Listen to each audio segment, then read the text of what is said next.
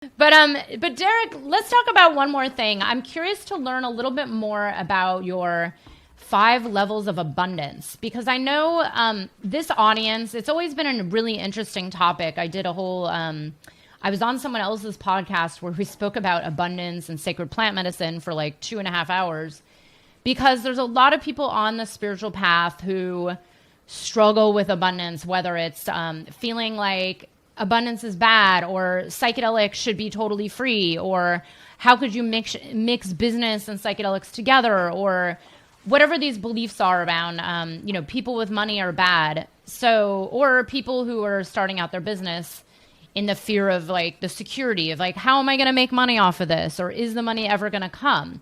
I'm curious, what is it that you teach around the 5 levels of abundance?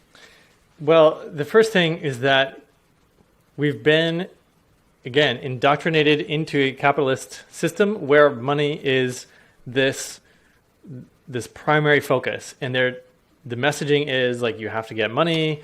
Like it's, there's all this debt creation and manipulation of the economy and all these things. So money is just so messy. But money is, when you focus on money, you're losing access to most of your abundance, because it narrows your focus. So let's say money is 20% of your possibility of abundance. So that's where people get it wrong, is thinking that money is true abundance. But if we define abundance as doing what you need when you need to do it, or doing what you want when you want to, then there's many ways to facilitate that. And those 5 levels include money, but they also include, and these are things that I love because you can train them, they include luck. If you know how to manufacture good luck and capitalize on it, that's just as valuable, right? If you stumble upon the right opportunity that you thought you had to buy your way into, then all these things, like, so whatever it is you're creating, like you could have somebody just give you what you need, right? You have to be open to receiving that. So if you're looking to buy a house or a car or get a new client or whatever, like somebody could just give you the thing. You don't have to go and buy it. And so there's giving and receiving, and then so bartering and trading services and goods outside of a monetary system. I mean, think about tribal humans before money was invented. They still had commerce. So that's an innate part of our being, is being able to just trade with people and putting value into your community and being able to accept and receive value back out of your community.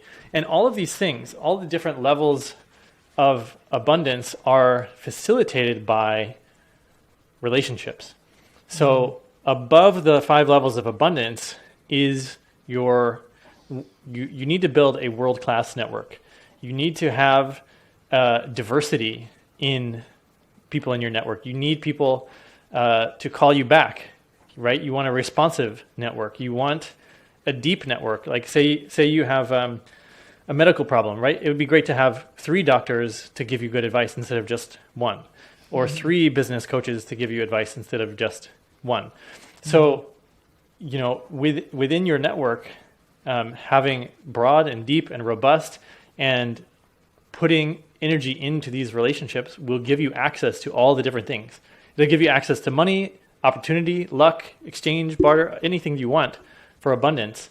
And so a lot of times I'm training people to think like, how, if a bunch of people just recommended my services and all the clients I ever needed came to me, well, who would those people be that would do the recommending? Who would that, is it influencers? Is it people in my industry? Is it peers? Like, who could be saying, like, everybody, you should check out Beth. You should hire Beth. She's the best. And imagine if I was a new entrepreneur and 10 people said, you got to hire Beth. Then I would just go and hire Beth, right?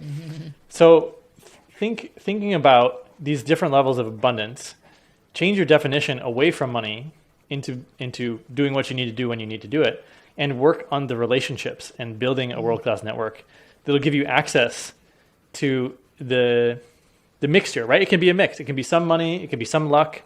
So that's what I teach. That's beautiful. I know. I love this because I'm constantly saying that to me in my personal life, the most abundance that I get from having my own business and living life on my own terms is just the freedom, like to actually do what I want, when I want, how I want, you know, like living by my own rules and not being kind of a slave to someone else's rules. So that the money is like, you know, it's exactly what Derek just said. And as one of our coaches and Derek's former coach says, money comes from the universe. It's not from working. And this is where I'm constantly seeing inside of my programs, and I'm sure you see this too, is someone might have the intention of like, okay, I'm here to build this kind of business. This is what it looks like. These are the clients I want.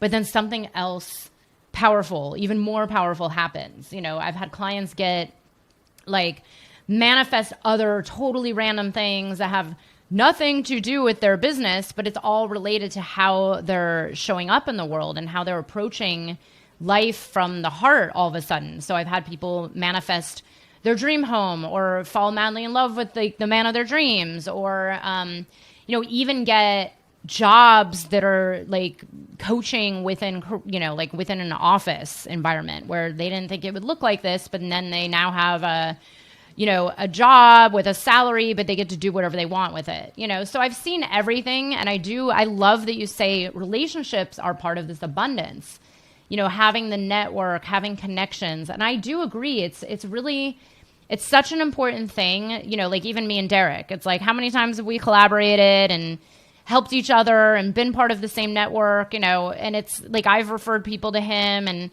it is about more than just the money. It's just so interesting that you say this, because I know this is the one thing that people, especially newer entrepreneurs, really come to their new business with this, like money is always the first on their mind. And it's like, wait, if you actually shift into this place of, like I'm sure you've seen this too, the less I care about the money, the more of the money actually comes. Like I'm kind of at that point where I'm like, oh, the money's great, but it's totally not at all why I'm doing what I'm doing or why I do anything, you know?